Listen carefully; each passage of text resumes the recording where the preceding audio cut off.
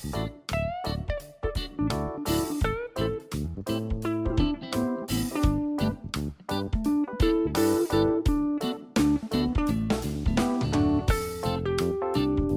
हो। परम पूज्य मुनि श्री विनम्र सागर जी महाराज की, मुनि संघ की।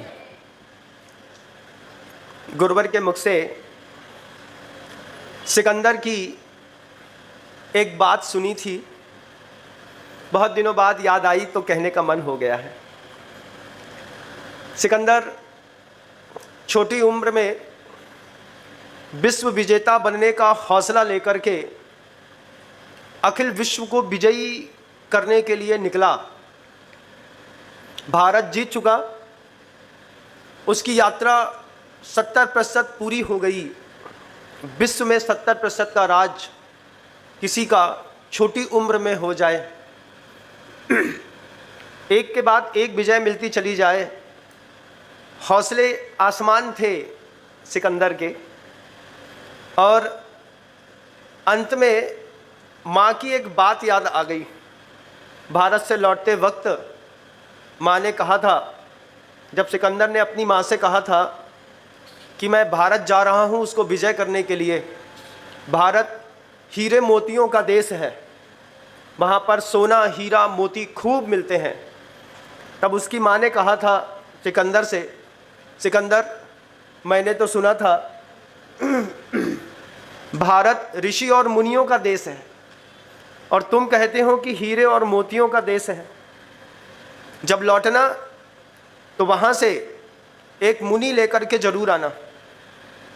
और सिकंदर लौटते वक्त पूरा विश्व विजेता बनने के बाद कल्याण मुनि की शरण में गए। वही कल्याण मुनि जिनको पूरे मिस्र में कैलानोस के नाम से जाना जाता है। पूरा मिस्र घूमिएगा, एकमात्र कल्याण मुनि के 2 चरण चिन्ह आपको मिस्र में मिलेंगे। कल्याण मुनि वहां तक गए सिकंदर के साथ। पूरे विश्व को विजय करने के बाद सिकंदर की कल्याण मुनि भी एक जरूरत बन गए थे। जब अंदर ही अंदर बहुत उथल पुथल चल रही थी सिकंदर के, छोटी सी उम्र में बड़ी संपत्ति हाथ में आ गई, संभालना मुश्किल हो रहा था, तब कल्याण मुनि का उपदेश सिकंदर को भी बहुत अच्छा लगा। पानी के जहाज के माध्यम से उस वक्त सिकंदर कल्याण मुनि को यहाँ से मिस्र ले जा रहे थे। बीच में ही कल्याण मुनि ने सिकंदर से कह दिया, तुम समुद्र को पार करने के लिए समुद्र पर चढ़े तो हो, लेकिन उतरने से पहले तुम्हारी मृत्यु हो जाएगी। जब ये शब्द कल्याण मुनि के मुख से, उन्होंने अपने निमित्त ज्ञान से सिकंदर की जो स्थिति देखी, तो सिकंदर से कह दिया कि तट पर पहुंचने से पहले तुम प्राण छोड़ चुके होगे। ये बात सिकंदर ने जब अपनी दिमाग में डाली कि मुनि महाराज ऐसा कह रहे हैं कि समुद्र तट पर जहाज लगेगा, इसके पहले मेरा प्राण पखेरु उखड़ जाएगा, तब सिकंदर ने अपनी एक भावना रखी कि जब मैं निकलूं तो कुछ इस तरीके से मुझे निकाला जाए। किस तरीके से? वो तरीका बड़ा ज़बरदस्त दिखा मिस्र वासियों को। जब सिकंदर का जनाजा मिस्र में निकला तो सबसे पहले 100 हाथी चल रहे थे। 100 हाथी के पीछे 1000 लोग बड़े बड़े थालों में रत्न हीरे मोती जवाहरात सोना चांदी ऐसी द्रव्य अपने सिर पर लेकर के चल रहे थे। 100 हाथी की एक लंबी कतार हो, उसके बाद 1000 लोग सिर पर हीरे मोती सोना चांदी जवाहरात आभूषणों से भरे थाल लेकर के निकल रहे हो। उसके बाद पूरे के पूरे देश के जितने भी महान वैद्य थे, उन वैद्यों की लाइन हो। जिस पर सिकंदर को सबसे ज़्यादा विश्वास था, उस वैद्य ने सिकंदर का जनाजा आगे से उठा करके रखा था। पीछे चारों तरफ जनाजे के 4 महावैद्य थे। उसके पीछे सिकंदर ने जितनी ज़मीनें जीती थीं, उनकी विरासतों में लिखी हुई जो एविडेंस थे वो साथ में चल रहे थे। उसके बाद घोड़े, सैनिक के बाद फिर लास्ट में अंत में फिर 100 हाथियों का काफिला। इसमें बीच में सिकंदर लेटा था और सिकंदर ने कहा था कि जाने से पहले जब मैं चला जाऊं तो मेरे दोनों हाथ भी कफन से बाहर निकाल करके और हाथ खुले रख दीजिएगा, लोग मुझे देख करके प्रेरणा ले सके। ऐसा जनाजा निकालने का सिकंदर का खुद का आदेश था। मुनि महाराज के वचन मिथ्या नहीं होते। सिकंदर को इस बात का इतना विश्वास था कि महाराज ने कहा है कि मैं समुद्र से नीचे नहीं उतर पाऊंगा और मेरी मृत्यु हो जाएगी, और वही हुआ। सिकंदर को अंदर ही अंदर आंतों में ऐसा घाव हो गया, उस घाव के कारण रक्त प्रवाह निरंतर निकलता रहा और उसी रक्त प्रवाह में सिकंदर के प्राण भी निकल गए। उम्र कितनी? 32 साल का सिकंदर, कोई बहुत बड़ा नहीं, बहुत उम्र के पड़ाव में कुछ देखा नहीं, जुनून जबरदस्त जुनून के साथ सिकंदर से 32 साल की उम्र में विश्व विजेता का ख्वाब लेकर के पूरा विश्व विजय करने आया, भारत को जीत करके वापस लौट रहा था कि रास्ते में प्राण का पखेरु पंछी है। कभी तोते को देखिएगा, छोटे से नए तोते को साफ सुथरे पिंजड़े में उसको रख दिया जाए तो वो अपनी लाल चोंच से पूरे के पूरे पिंजड़े को नाप देता है।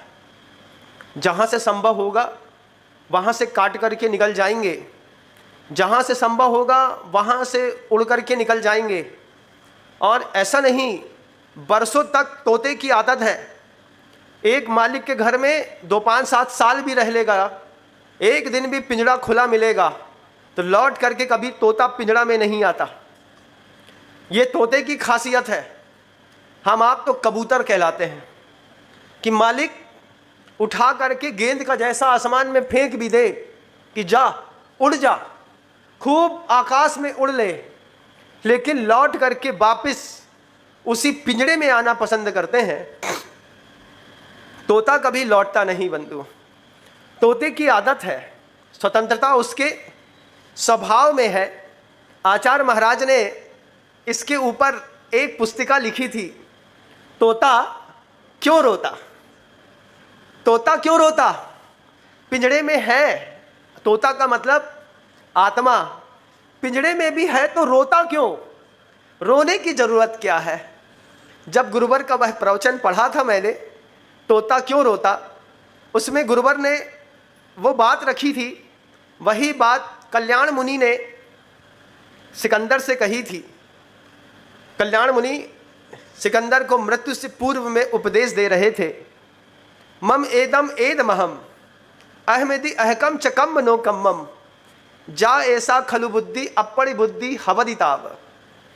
मम इदम एदमहम, मैं इसका हूँ, ये मेरी है। संपत्ति हो, पुत्र हो, पत्नी हो, संसार की कोई भी वस्तु हो, ममकार जहाँ पर खड़ा हो जाता है वहाँ पर आदमी भ्रमित हो जाता है बंधु। अहंकार और ममकार 2 चीज़ों ने पूरे देश को बांट दिया। घर के अंदर भी जब कभी भी विवाद हुआ, जब तक बच्चों में ममकार और अहंकार की बुद्धि नहीं थी, जब तक बच्चे माता पिता को अपना भगवान मान करके उनके ऊपर आश्रित रहते हैं, कभी विवाद नहीं हुआ। आप कभी इतिहास उठा करके देखिएगा कि एक माता पिता की 3 संतानें हो और 3 की 3 संतानों का विवाह ना हुआ हो और विवाह से पूर्व में संतानें अलग रहने लगें, कभी नहीं हुआ।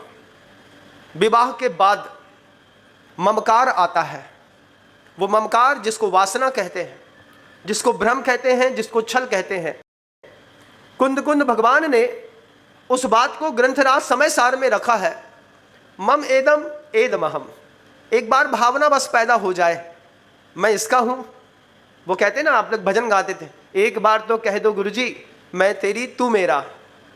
तो वो कैसे कह दें? गुरुजी कहते थे हम कैसे कह दें कि मैं तेरा? तुम कह दो कि मैं तेरा तो चल जाएगा, लेकिन मैं कह दूं कि मैं तेरा, ये तो हो ना पाएगा। आचार्य कुंदकुंद भगवान समय सार में कह गए, वह बात कल्याण मुनि सिकंदर को अंतिम समय में समझा रहे थे। मम इदम एदमहम, मैं इसका हूँ, ये मेरा है, मैं इसके बिना जी नहीं सकता, ये मेरे बिना जी नहीं सकता। ये भ्रांति आदमी से दुनिया भर के पाप करा देती है। इसी भ्रांति के चक्कर में सिकंदर ने पूरा विश्व नाप दिया।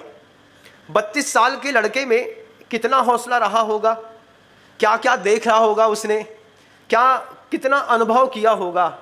कहते हैं सिकंदर ने 13 साल की उम्र में पहली बार तलवार उठा ली थी। 13 साल की उम्र में सिकंदर की तलवार ने खून का स्वाद चख लिया था, और 13 साल से लेकर के 32 साल की उम्र तक सिकंदर की तलवार एक भी रात म्यान में नहीं सोई। इतना जुनून था छोटी उम्र का, और जुनून फुस्स हो गया। आपका भी जुनून है।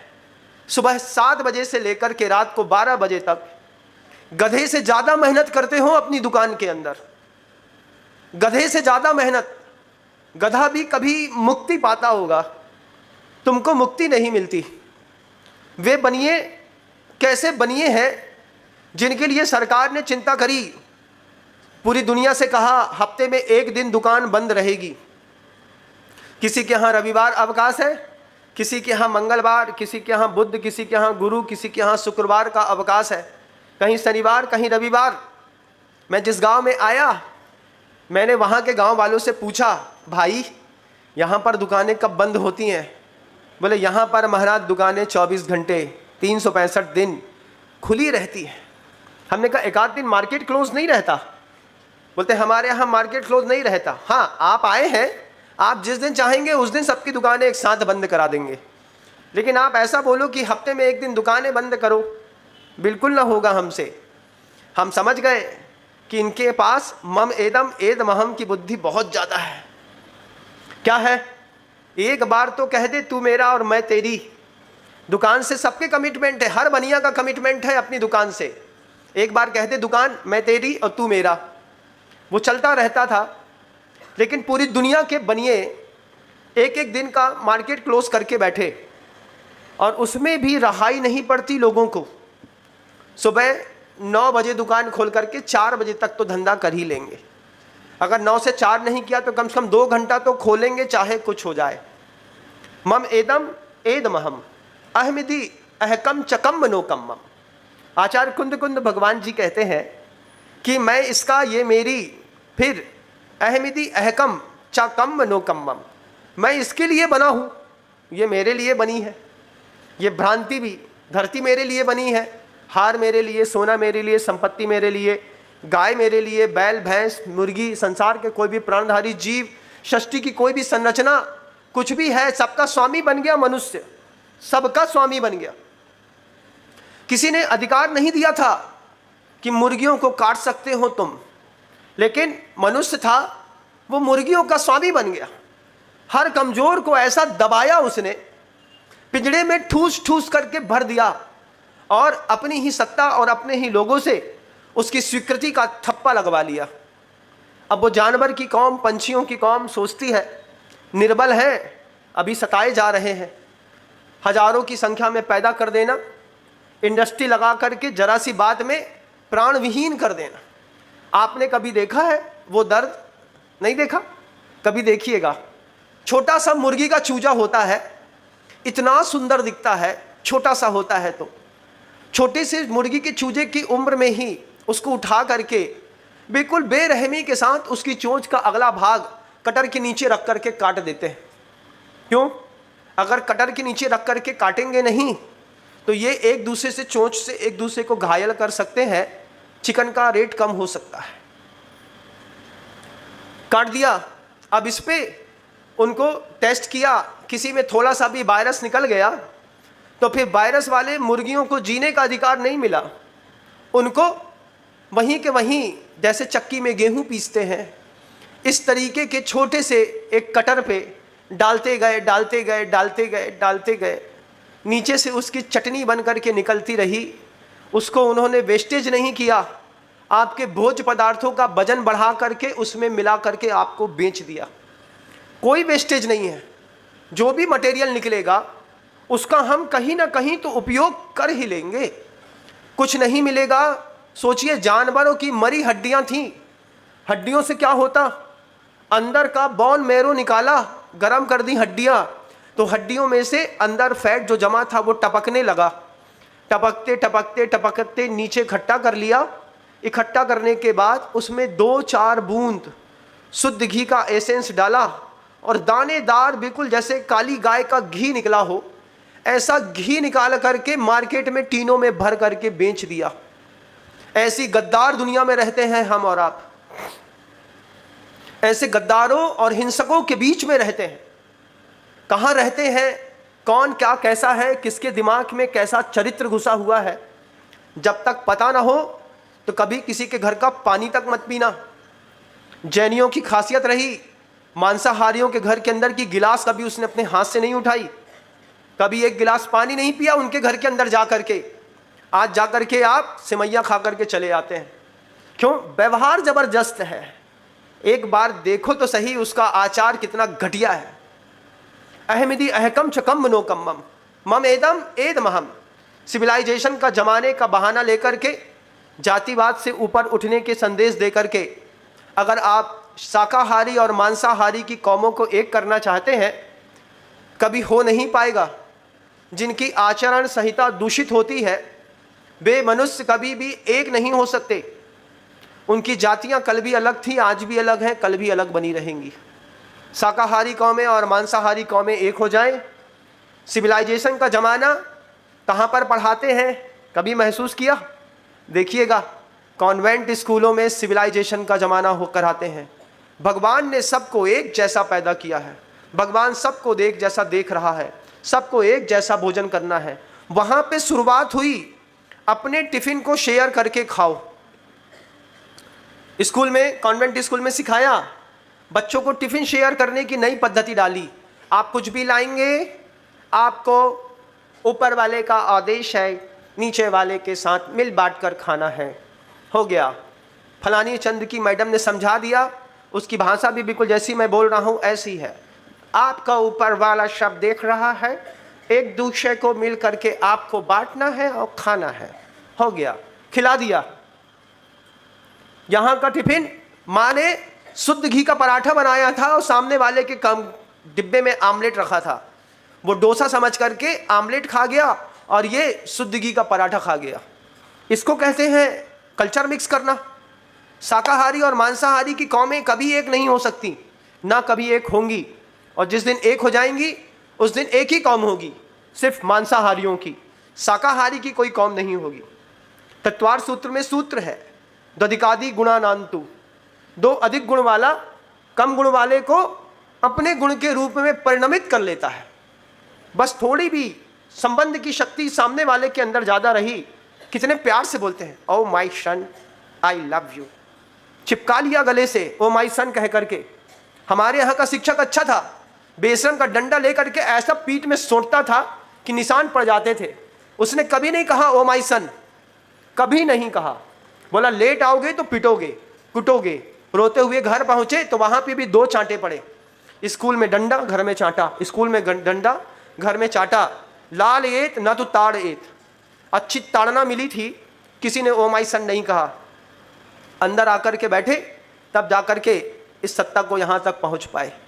लेकिन ओ माई सन कह करके छोटी उम्र से टिफ़िन शेयर करने का रूल्स बना करके, अब कौन सी जात का आदमी है, कौन सा घी, कौन सा तेल, कहाँ का आटा, बॉन मैरो की हड्डी वाले किसी घी से उसने रोटी बनाई होगी, पराठा बनाया होगा, सब्जी बघारी होगी, और हमने शुद्ध घी अपने घर के अंदर निकाल करके बच्चे के लिए भावनाओं के साथ पराठा बना करके दिया होगा। क्या दोनों एक है? हमारा बच्चा टिफ़िन शेयर नहीं कर सकता, चाहे कुछ हो जाए। वहाँ पर नियम बना दिया, टिफ़िन शेयर नहीं करेगा तो यहाँ पढ़ नहीं सकता। मजबूरी में सिखा दिया शाकाहारी कौमें मांस खाना सीख गई। 4 अंडे का ऑमलेट बनाना खाना नॉर्मल दिखने लगा। क्यों? अरे यार, you don't know anything, civilization का ज़माना है। क्या स्लिम डॉग कंपनी, क्या सोचते हो तुम लोग, कितना नैरो माइंड हो। ऐसा कह दिया, 4 अंग्रेजी के शब्द बोल दिए और सभ्यता का नाश कर दिया। मम एदम एद महम अहमदी अहकम चकम मनोकम्बम।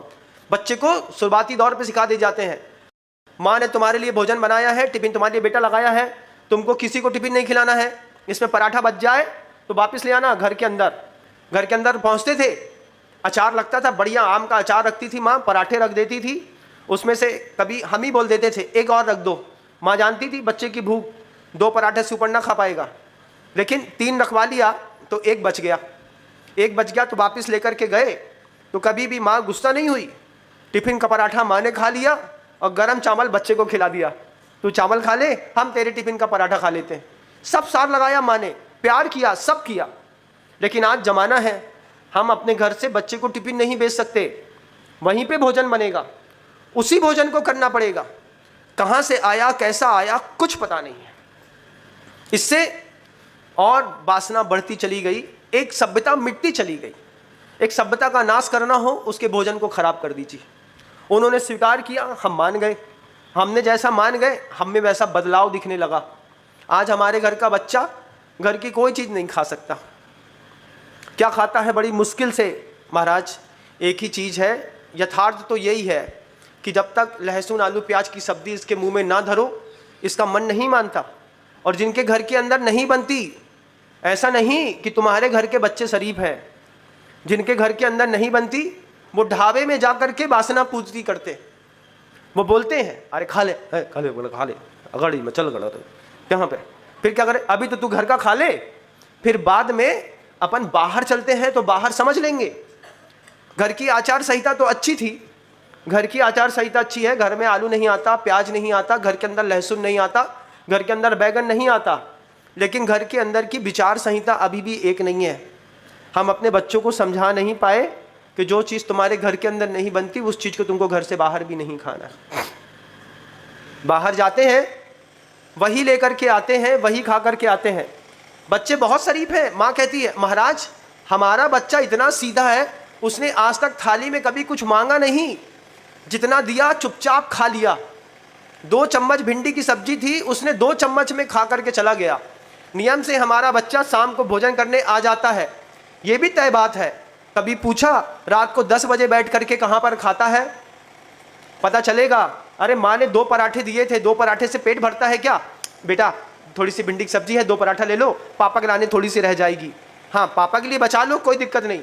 तुम कहो तो ये 2 चम्मच भी पापा के लिए छोड़ देते हैं। लेकिन हम भूखे तो नहीं मरेंगे, बाहर जाकर के खाएंगे, अच्छे से खाएंगे, दबा के खाएंगे। अभी घर में आकर के सांप के जैसे, अजगर के जैसा लोटेंगे। जैसे अजगर है ना, खाने के बाद ऐसा लोटता है, इधर से उधर, इधर से उधर, फिर पेड़ में लपेटता है, लपेटने के बाद अंदर से कसता है।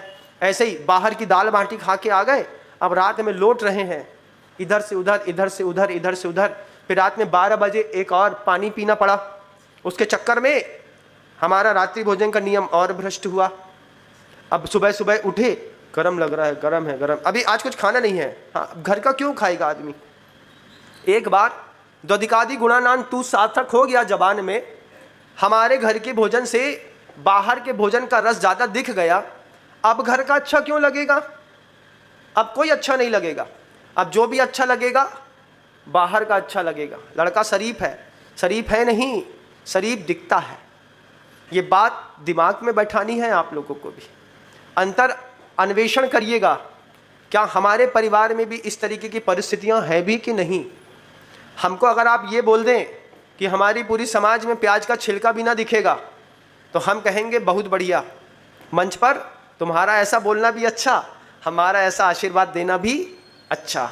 लेकिन हकीकत में देखिएगा, क्या हकीकत में जिस तरीके की धार्मिकता का हमने एक परचम और झंडा गाड़ा है, उसके नीचे की धरती है कि नहीं? पता चला झंडा रसातल में ना घुस जाए। बचाने की कोशिश। मम एदम एद महम अहमदी अहकम चकम नो कम्मम, जाए ऐसा खलबुद्धि अपड़ी बुद्धि हवदी ताब। कह दिया कैलाश मुनि ने उन कल्याण मुनि ने जब सिकंदर से कही ये बात कि सिकंदर अब तू उठ नहीं पाएगा, अब तू उठाया जाएगा, सिकंदर को भास गया। महाराज झूठ नहीं बोलते, ऐसा ही होगा। जब वो जनाजा निकल रहा था मिस्र की गलियों से, उस जनाजे को हजारों लोगों ने देखा। हजारों लोगों ने उस जनाजे को देखा और देख करके सिकंदर के उस महानतम संदेश को पूरे विश्व ने स्वीकार किया कि कितने भी बड़े विश्व विजेता बन लो, जब दुनिया छोड़ करके जाओगे हाथ खाली है, कुछ नहीं ले जा सकते। जनाजे वैद्यों ने उठाए। सिकंदर कहना चाहता था मौत जब आती है तब डॉक्टर भी काम नहीं आता। ये बात तो यथार्थ सत्य है। गुरुदेव इस बात को भी कहते हैं कि अगर आयु कर्म शेष है तो वैद्यों के इलाज लग जाएंगे, दवाई का इलाज लग जाएगा, तुम्हारे काढ़े का इलाज लग जाएगा, एलोपैथी का इलाज लग जाएगा। लेकिन अगर आयु कर्म ही नष्ट हो गया है, फिर दुनिया का कोई भी डॉक्टर चला आए, आपको तो जाना ही पड़ेगा। महाराज सारी अनुकूलता थी, पूरी अनुकूलता है आज भी, कोई दिक्कत नहीं, लेकिन उसके बाद भी जाना पड़ेगा, तय है। कितने सारे ऐसे भी शुभ शरीर के धारक लोग होते हैं जो 100 साल की ज़िंदगी जी लेते हैं, कभी बीमार नहीं पड़ते। वो भी एक दिन अचानक बैठे बैठे बैठे बैठे धीरे से सो जाते हैं। जिस दिन आयु कर्म नष्ट होगा जाना तो पड़ेगा, हमें भी आपको भी, शाश्वत नहीं है।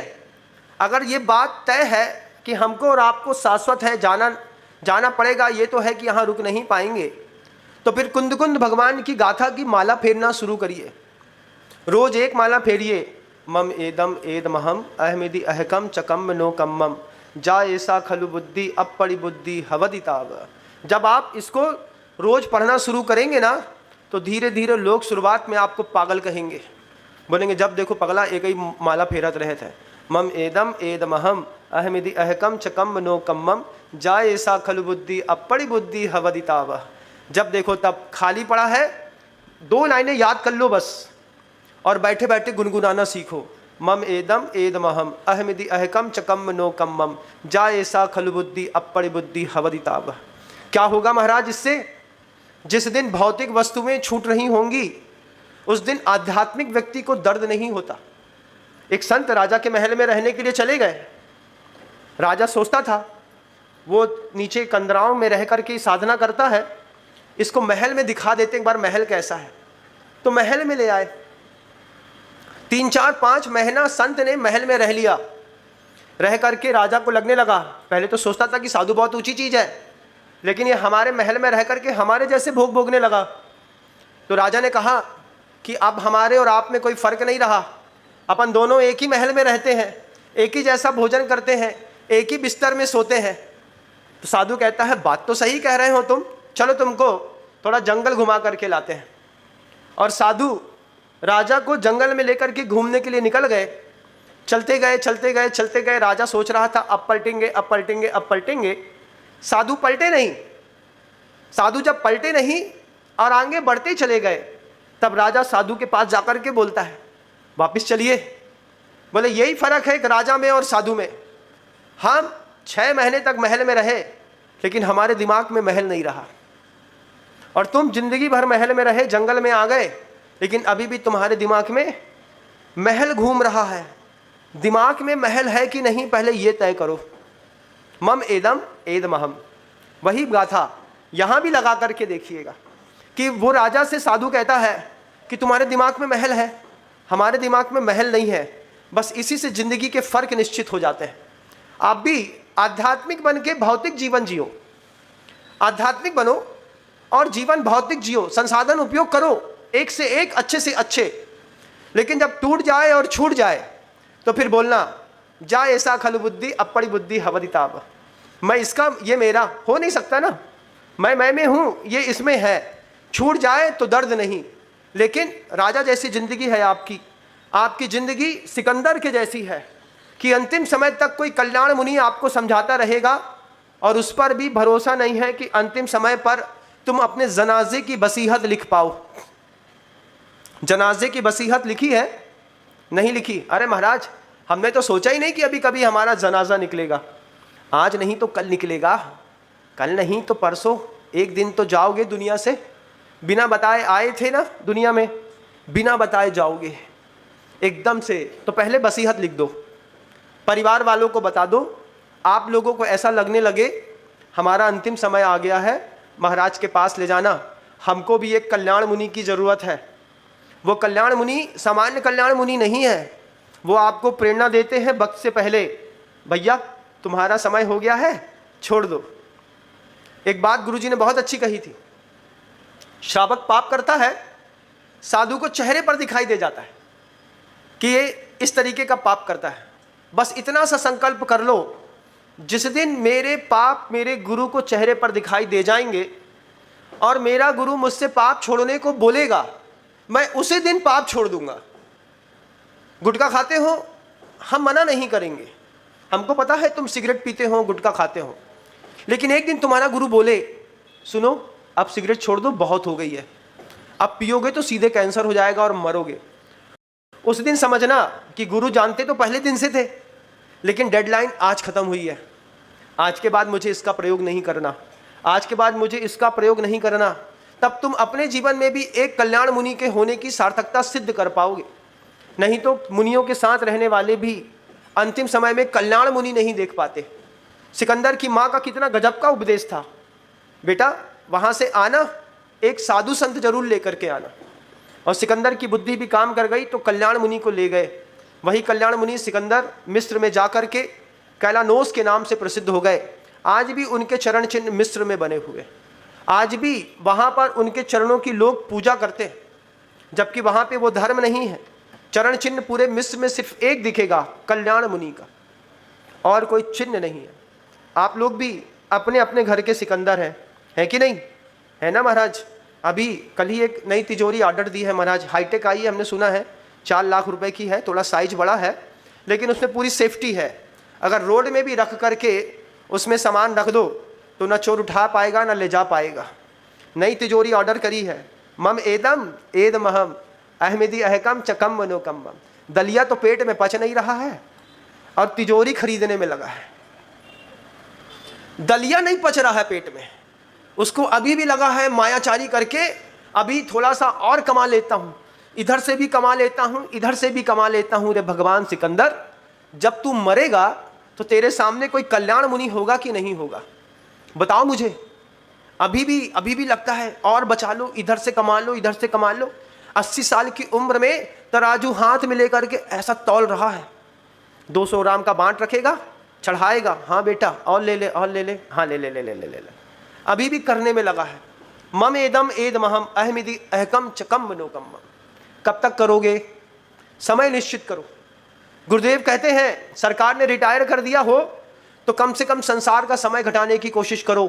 संसार का समय घटाना है मुझे, सुबह घटाना है, दोपहर घटाना है, शाम घटाना है, लेकिन कुछ नहीं घटाना है। अरे महाराज जी आपका प्रवचन अब आने की सोच रहे थे, लेकिन वहीं पे पंखा कूलर चल रहा था और टीवी में आ ही रहे थे आपके प्रवचन, तो बढ़िया था। वहीं पर पोहा खाते जा रहे थे, 2 रसगुल्ला, और आपका प्रवचन भी सुन रहे थे। ना तुम प्रवचन सुन पा रहे थे, ना तुम रसगुल्ला का स्वाद ले पा रहे थे। 2 प्रकार का उपयोग एक समय में एक साथ होता नहीं है, एक ही उपयोग होता है, लेकिन अफसोस है तुमको दोनों का स्वाद नहीं आया। यहाँ पर कम से कम एक चीज़ का स्वाद तो आ रहा है। समझ तो रहे हैं कि जब सिकंदर अपने साथ कुछ नहीं ले जा पाया, हीरे मोती जवाहरात के 1000 थाल क्या कहलाते हैं। 1000 थाल आदमी ढूंढेंगे, 1000 की लाइन लगाएंगे तो तहलका मच जाएगा। बड़े बड़े थाल 1000 जनाजे के आगे निकले। वैद्य निकला, फिर सिकंदर बीच में लेटा था, दोनों हाथ खुले थे, पीछे वैद्य, फिर घोड़े और हाथियों का वो कारवां निकल गया। एक दिन कभी कल्पना करना तुम्हारा भी कारवां निकलेगा। आंख बंद करके कल्पना करना है बस। जिस बिस्तर पे सोते हो उसी बिस्तर पे, जिस करवट पे सबसे गहरी नींद आती है उसी करवट पे धीरे से एक दिन हिचकी आएगी। अचानक सोते सोते गहरी नींद में होगे, सीने में थोड़ा दर्द या जलन होगी। जब तक समझ पाओगे कि हार्ट अटैक आया है और आंख खोल पाओगे, उसके पहले प्राण पखेरु उड़ चुका होगा। तोता बंधुओं अंदर फड़फड़ा रहा है और दुर्लभ भावना कहती है इस बात को, नवमल द्वार बहे निशिवासर नाम लिए घिन आवे। जितने भी द्वारों से पसीना निकलता है, जितने भी द्वारों से मैल निकलता है, उतने द्वारों से प्राण भी निकलते हैं। प्रत्येक समय निकल सकता है, वो तोता कभी भी उड़ सकता है तुम्हारा भी। कहाँ उड़ेगा महाराज? जो तुमने बनाया बिल्कुल वैसे ही ध्यान रखना हमेशा। मैं कई बार जब अपने पाटे पर सोता हूँ तो सोच विचार करता हूँ, यहीं पे जिंदगी की शाम होने वाली है, पता नहीं कब हो जाएगी, कोई भरोसा नहीं है, किसी का भरोसा नहीं है, आपका भी नहीं है, हमारा भी नहीं है। शाम तो होनी है, तय है। लेकिन सिकंदर तो अपने जनाजे पर संदेश दे गया, आप अपने जनाजे पर संदेश भी नहीं दे पाएंगे। जब सोचो अभी अपन किसी की जनाजे में, किसी की अर्थी में जाते हैं, आगे एक आदमी हांडी में अग्नि लेकर के जा रहा है, उसके बाद कुछ लोग उस कंधे को उठाए हुए, कंधे में सबको उठाए हैं, पीछे कुछ लोग मखाने और पैसे ले लिए, चिल्लर फेंके जा रहे हैं। क्या हुआ? लाई लुट गई इसकी। इसी को कहते हैं लाई लुटना। मखाना होता है, लाई होते हैं, कीले होते हैं ना वो, और उसमें पैसे मिला देते हैं, थोड़ी मिश्री मिला देते हैं और सब के ऊपर से ऐसा फेंकते चले जाते हैं। इसके पीछे क्या होगा? इसके पीछे का दृश्य देखिएगा। आपके जनाजे के पीछे आएंगे, अरे यार साला बहुत बेकार था, अच्छा हुआ मर गया, ऐसी बातें होंगी। उसके पीछे बोलेंगे, पीछे जो मैयत में चल रहे होंगे भी, अरे रुक ना एक मिनट, थोड़ा सा 4 गुटके और बंधवा ले, पता नहीं कब जलाएंगे, कितना टाइम लगेगा। तो तुम्हारे मौत में जाने से पहले नहीं तो बीच रास्ते में गुटके बांध करके जाते हैं लोग। आजकल नया फैशन है, कई लोग पौवा लेकर के भी शमशान घाट पहुंच जाते हैं। कई लोग वहीं पे हल्दीराम का भुजिया लेकर के पहुंच जाते हैं, 5 रुपए का पैकेट। बोले क्या है? बोले 9 बजे उठेगी। अब 9 बजे उठेगी, नहीं पहुंच पाए, 12 बज जाएगा, 1 बज गया तो कब भूखा मरेंगे क्या? वो तो मर ही गया है। अब वो तो मर ही गया है, मुर्दा तो खाएगा नहीं, हमको तो लगेगी। हल्दीराम का भुजिया खोलेंगे, वहीं पे भुजिया खाएंगे, वहीं पे गुटखा खाएंगे। अगर इसमें पता चल गया कि अभी फूफा नहीं आए हैं और 2:30 बजे उनकी ट्रेन है, तो फिर ताश की गड्डी भी तैयार है। रोड में कुछ भी देख लो, रोड में कितना भी अच्छा अपना जनाजा उठा लो, माँ बहनें इस दृश्य को कभी देख नहीं पाएंगी। हमने देखे हैं, जब 20 साल पहले हम दृश्य देख करके आए हैं, आज तो ज़माना और हाईटेक। अगर उसमें पता चले कि फूफा 2:30 बजे की ट्रेन से आने वाले हैं और उठ करके 12:30 पे वहाँ बैठ गए, तो अभी 2 घंटे का टाइम है। अब 2 घंटे में कुछ लोग वसूली करने चले जाते, कुछ लोग मुर्दे को छू करके होटल में घुस करके 2 समोसा खा करके फिर वापस चले आते। एक बार ऐसा हो गया हमारे साथ, मित्र का दादा ख़त्म हो गया, हम गए उनके यहाँ। अब गए तो अब भूख तो बहुत तेज लग रही थी, अब वो लेट हुए जा रहे हैं, उनके यहाँ विधि विधान अलग। अब वो विधि विधान में होते होते यहाँ कुलबुल मचे। तो सामने मन्नू हलवाई की बढ़िया होटल थी, बढ़िया मंगौड़ी छन रही थी। अब अंदर जा कर के उसको छू करके तो आ चुके थे, अब घर जाएं तो नहाएं, उसके बाद ही खाने मिलेगा। अब क्या करें? तो मन्नू चाचा तो हैं ही, तो मन्नू हलवाई की होटल में घुसे। बहत आ बेटा, चाचा क्या है? मंगौड़ी लगा देते हैं। बेटा श्याम को बुलाया, मंगौड़ी लगाई और खा लिया।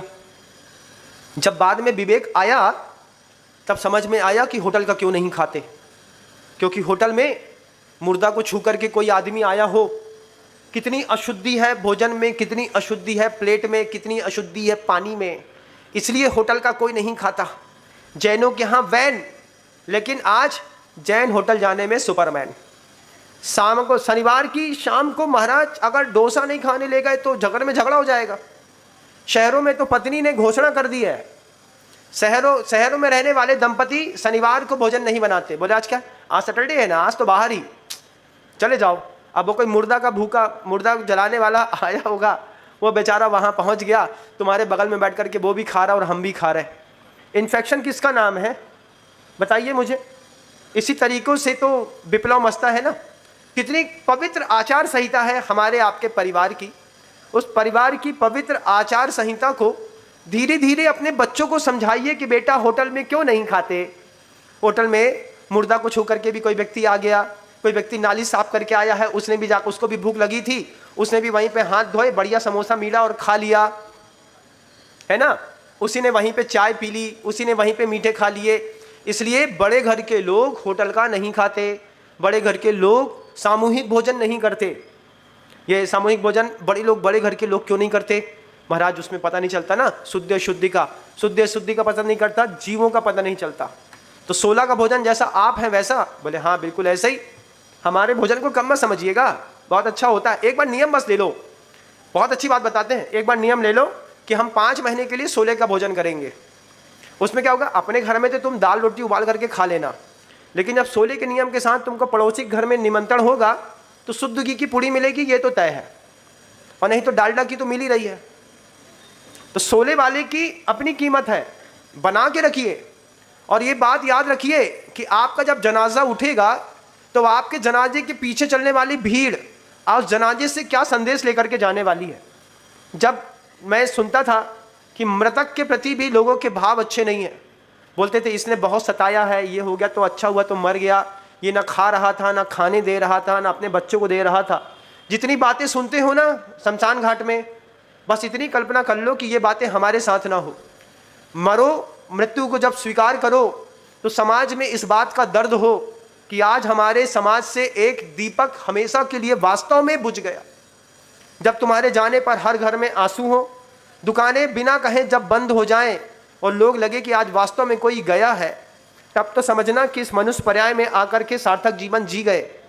परस्पर उपग्रहो जीवानाम के सूत्र के बिना इस तरीके की भावनाएं हो नहीं सकती। सिकंदर के संदेश थे, कल्याण मुनि के संदेश थे। सिकंदर ने अपना संदेश दिया। सिकंदर बोल गया, इस धरती से कोई भी आदमी ऊपर एक कुछ भी ले जा नहीं पाया। हीरे मोती के थाल दिखा गए उसके, और कल्याण मुनि का संदेश अमर हो गया। मम एदम एदमहम अहमिदी अहकम चकम मनोकम्मम जा ऐसा खलु बुद्धि अपड़ी बुद्धि हवदिताव। सिकंदर, तू ये सोचना बंद कर कि तू इसका है और ये तेरा है। न तू इसका है न ये तेरा है, नदी नाव संयोग है। जो भी है सिर्फ नदी नाव संयोग है। हम नाव नदी के ऊपर है, नाव के ऊपर हम हैं। न हम में नाव है न नाव में नदी है।